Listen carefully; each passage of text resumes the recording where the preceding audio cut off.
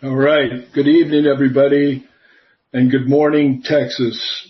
I'm Murph, and I'm an alcoholic. So the primetime format for this meeting, which for me is the best format of any meeting that I've been to, is alcoholism, ego, and self, and the first three steps, and how my behavior is in the day that I'm in. So I have alcoholism, and I'll never be cured of alcoholism. But I have a 24-hour period where I can either be treated or be untreated. To be treated means that I have carried God with me in my consciousness throughout my day. And that's how I remain treated. It's by me aligning my will with God's will. And in doing that, I get to live a life that is beyond anything that I could ever imagine. So the alcoholism is treated or not, or untreated. Ego was created through a trauma that happened in my life, and each and every one of us has gone through some sort of trauma, something within our lives that caused us to want to shut this off so that I didn't have to think about what that was. I needed to just stuff that. So it creates an ego, and the ego's job is to protect me. And it ends up protecting me by keeping me away from my fellows, my God, and my true self. It wants me to be alone. It wants me to be by myself because that's where I'm safe. I'm safe from you. You guys are my problem. You guys are the reason why I ended up drinking. And so I get to this place where this ego creates this false self. And that's the self I carry with me. And that's alcoholism, which happens before I ever pick up a drink. Before I ever take that drink, I have this alcoholic mind. I can't tell you why I was born with it, but I was. And so I have this mind. And my problem with this mind is that once that ego takes control and that this false self becomes the voice in my head, I begin this negative self-talk. Through my trauma, I thought I was abandoned. I didn't think I was loved by anyone. And that just keeps building and building as time goes by. We have these repetitive thoughts that just go over and over and over in our heads. And a lot of us get to Alcoholics Anonymous and think that if we fix the behavior, we'll be okay. But that's not true, because the behavior is not the problem. How many people have, like at the beginning of the year, I'm going to exercise and I'm going to get in shape and I'm going to lose weight, or I'm going to stop dating mean people. In fact, I'm going to stop dating, period. I'm not going out with anybody. I'm tired of wasting my time on social media. I'm going to stay off Facebook. I'm going to stay off all that stuff. I'm going to stop comparing my life with everybody else's on Facebook, and I'm going to do that. Or I'm going to quit watching porn. I'll never do that again. Or I'm going to stop exaggerating or lying or gossiping. And on and on. And whatever that vow was that you took, how did that work out? How did that work out? What's that looking like today? And for most of us, it didn't work out well, right? For most of us, we don't understand that we're focusing on the behavior, right? And the behavior is not the problem. The problem is the thought that precedes the behavior. And that's where I get in trouble. So I can't fix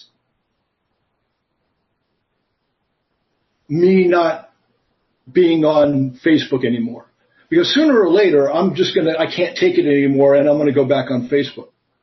right? And the problem's never taken care of. It's almost like if you had a tree and it was like this ugly tree in your backyard and you wanted to kill the tree. So you went out and you sawed one of the branches off the tree. And then you went in the house and you did your thing and did whatever, went to bed and woke up the next day. The tree was still there, right? Now, that's like a dumb analogy, right? Who's going to cut off a branch thinking that the tree is going to die? Well, that's what we do, right? That's what we do as alcoholics. Behavior modification doesn't work for us. And so, what I'm doing by trying to change the behavior is I'm trying to cut off the branch, right? And it's the same thing, and it'll never work. With this mind that I have, this alcoholic mind, it doesn't work.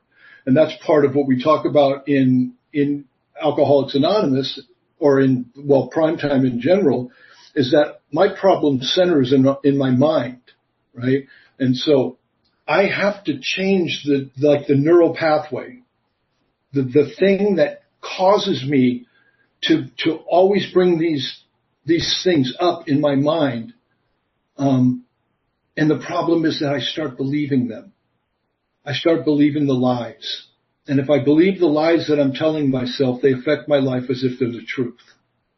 And so if I'm telling myself I'm ugly, I'm going to walk around with that belief in my head. My head's going to be down. I'm not going to look up at people. I'm not smart. I won't do things that have anything to do with intelligence. I don't want to have an intelligent conversation with you, right? Because I don't believe that I'm smart. I'll never get this job. Well, I probably won't, because I'll go into that interview with that mindset that I'm not going to get the job, and I won't get the job. And so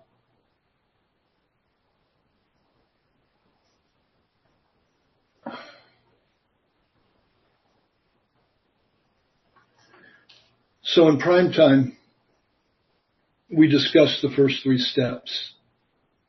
And the main focus for an alcoholic, for us, is, for any alcoholic, there's only one message.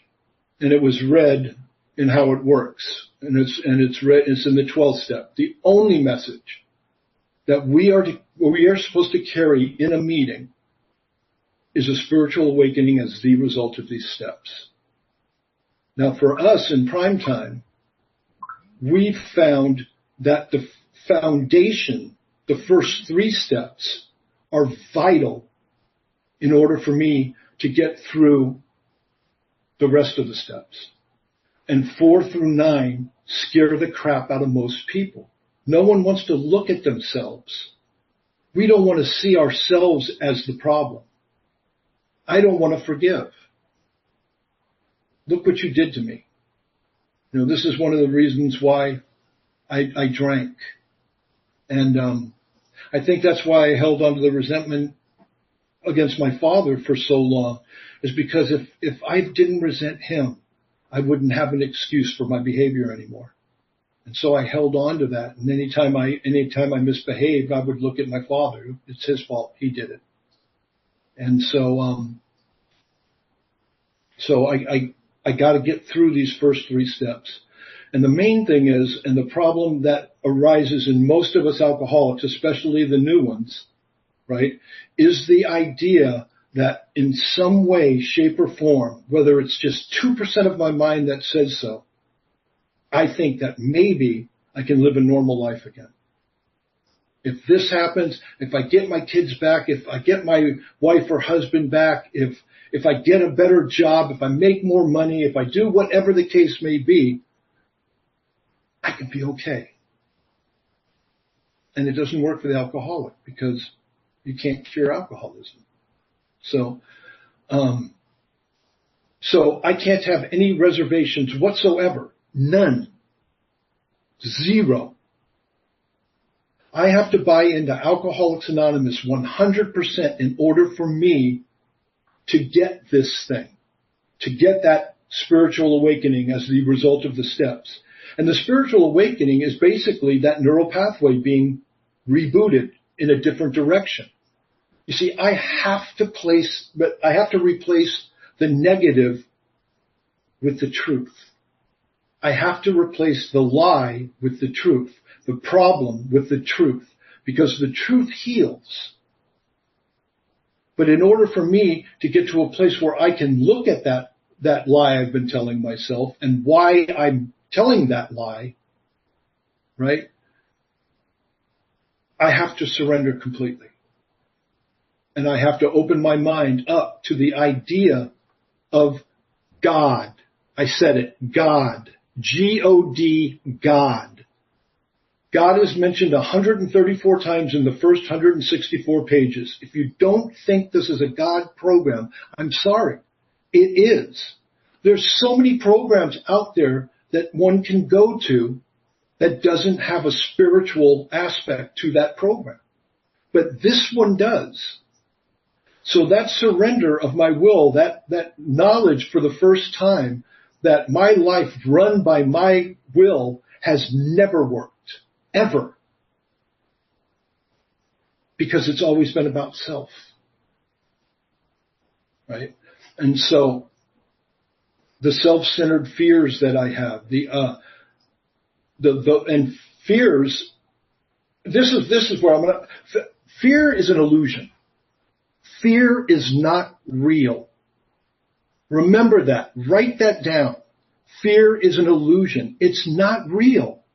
It's a lie that I tell myself trying to predict the outcome of a situation. And that's what fear is. So if I can see the fear, see the lie I'm telling myself, and when you start looking at your thinking and you start looking at these lies, you'll just throw your arms in the air and just go, I cannot believe that I actually believed that. I can't believe that I thought I couldn't make the grades in school when I had never even stepped in a college class before. But that's the lie I told myself, and I believed it. But once I saw the truth that was a lie, I'd never been to college, I'd never been in a college class, and I was able to see the lie, get rid of the lie, give it to God. I come to find out that when I went to college, I had a 3.9 grade point average through college. And I thought I couldn't even make it. I thought I'd never make the grade. That's what my mind told me. I've got to replace that thought, that lie, with the truth. I don't know if I'll make it in school unless I go. I don't know I'll make it in Alcoholics Anonymous unless I do it. That's where Primetime comes in. That surrender leads to the idea of God. Just the idea. And then it becomes work on your part. I can't sit on the sofa, right, thinking God's going to fix my life for me. I have to start doing something, and that's what I learned. And what I learned was, and a lot of people have heard me say this before, that I thought that I had a problem with God when I got here. I would have sworn to you that God was a problem in my life. But he wasn't. God was never a problem. I never had God. I never had one. I had your God. I had what you told me God was about. I listened to your ideas on God and never discovered or never set out to look for a God of my understanding. And my sponsor said, this is where you start to seek and search something that you can learn to trust and have faith in so that you can get through 4 through 9. Because you're going to need that God. I can't tell you how many times I did the steps without getting a spiritual awakening because I went through the steps on Murph's will. I didn't fully surrender. I didn't have a God that I was creating a relationship with. Right? And so I went into the 4th step and I was afraid. And I wasn't thorough. And I was dishonest. I was an alcoholic. I never gave up the hatred for my father or my brother. Right? And I would finish the steps and I'd start on my merry way and all of a sudden I'd be like, what happened? I thought I was doing Alcoholics Anonymous. And I came to realize I was doing Murph's Anonymous. That's when my sponsor said, right in the beginning when we started working with each other, he said, are you ready to stop working Murph's Anonymous? Are you ready? Everybody in this Zoom meeting, are you ready to stop picking and choosing the parts of this program out of the book that you feel like doing? Expecting the happy, joyous, and free life you get if you do the work, if you follow the instructions. So I started to seek and search for a God. The first thing I did was I created what I believed God would be if there was a God. And I wrote it down on a piece of paper. And then on the other piece of paper, I wrote down what God wasn't, what God never could be. And I ripped up that negative piece of paper and I started my relationship with God on what I believed God was. Love. He wants me to do well. He's going to be there with me. And I would come to find that God was deep down inside of me all along. And my sponsor used to say that God loves you too much to enter your life without your permission. And I just had to ask God in.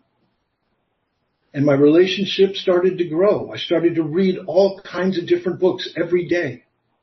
Right? I started to do all this stuff. And the thing is, don't try to meditate if you haven't had a spiritual awakening.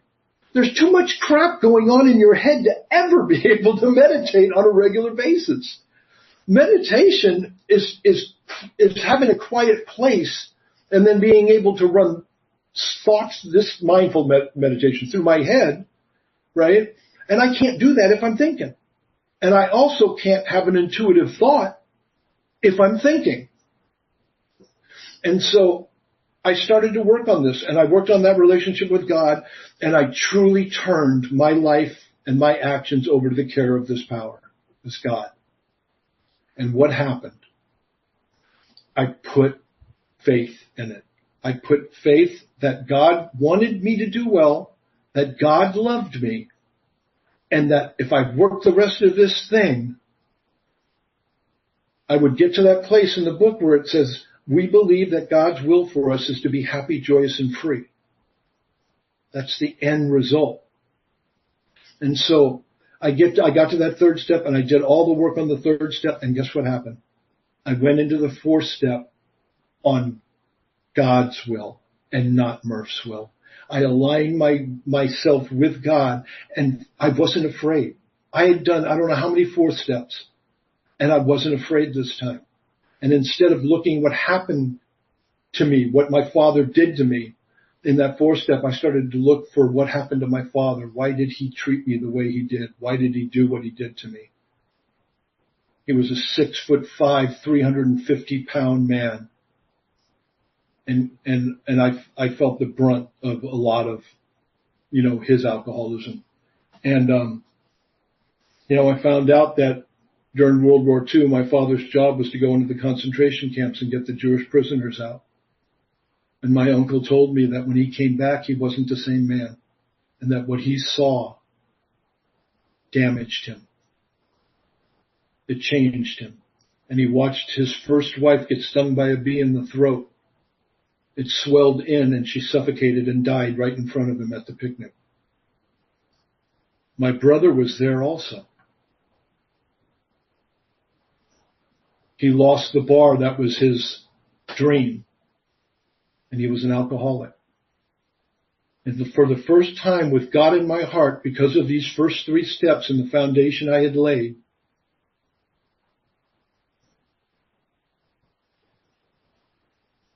I had empathy for a man that I hated for 40 years. And I never knew his story.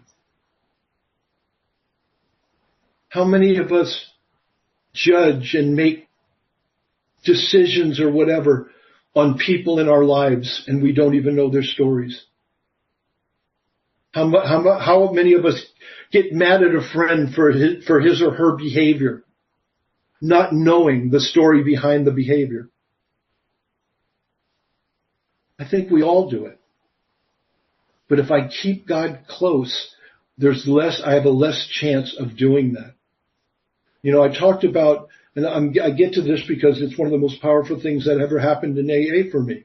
When I was talking about that emotional trauma, a big part of it was my brother, when I was 10 years old, coming to the door with his 3-week-old baby and looking at my mother and saying, "I don't want this child. Take her, or I'm giving her away." He was an alcoholic and he was a drug addict. And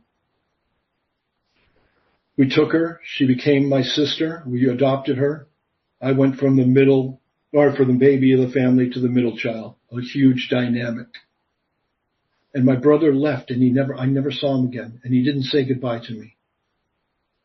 And I hated him. But I didn't know his story. And it wouldn't be for 17 years when I got a call from my little adopted sister, that little 3-week-old baby. And she said she was looking for her father. She was looking for my brother. And after a few weeks, she found him. And she called me up, and he was in the 17th year of a life sentence in prison. That's where his alcoholism had taken him. And he said he wanted to write me. And I didn't care. I still hated him. I had never gotten to that place in the 4th step where I could look or try to find out what happened to him, try to find out his story. I wasn't there yet. And I wrote him a nasty letter back after he wrote me. And in that letter he wrote me, he said,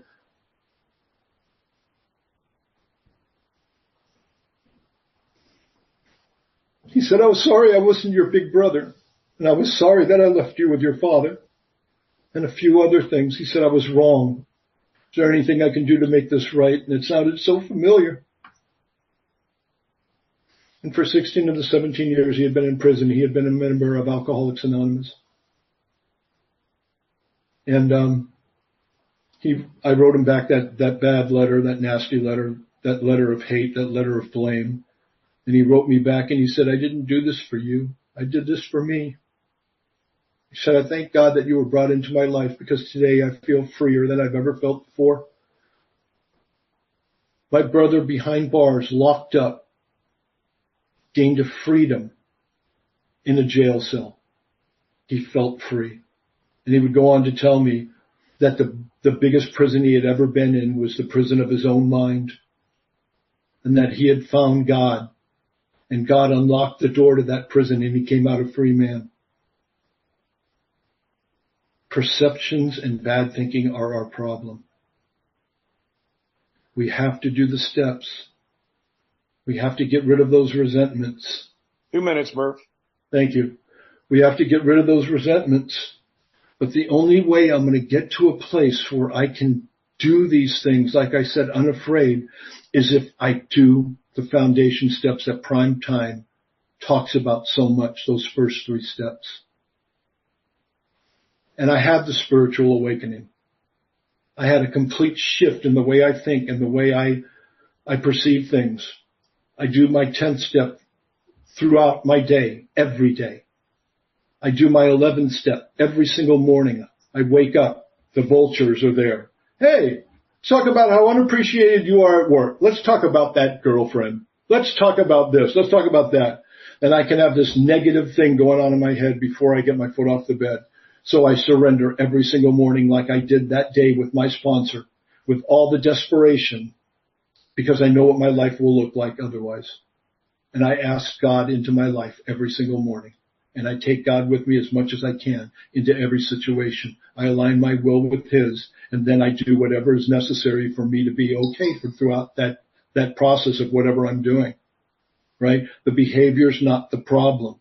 The problem is the thinking that causes the behavior. I've got to get down to that. Why am I lying to myself? Look at why I'm lying to myself. See the truth and get rid of it. So what happens? You know what happens. Anybody here knows what Murph always ends his share with. Throughout this process, with the help of Primetime, I love Murph. And I love my life so much. I love everybody here. May sound hokey to you, but guess what? I don't care, right? Because I no longer care what you think about me. I don't live my life based on what anyone thinks about me. I don't live my life of this world. And what I mean by that is I don't live my life based on what this world tells me I need to do to be happy. I don't have to do that anymore, right?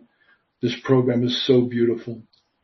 Ask somebody in Primetime that's got some time. Ask somebody who's worked those steps, who has a God, but most importantly, who has a life outside of these rooms that's beautiful, that he loves, that he enjoys going to every single day. You can get to that place, I promise you, if you do the work and start it with that Primetime message. Thanks, Craig, for asking me to share. Love you guys.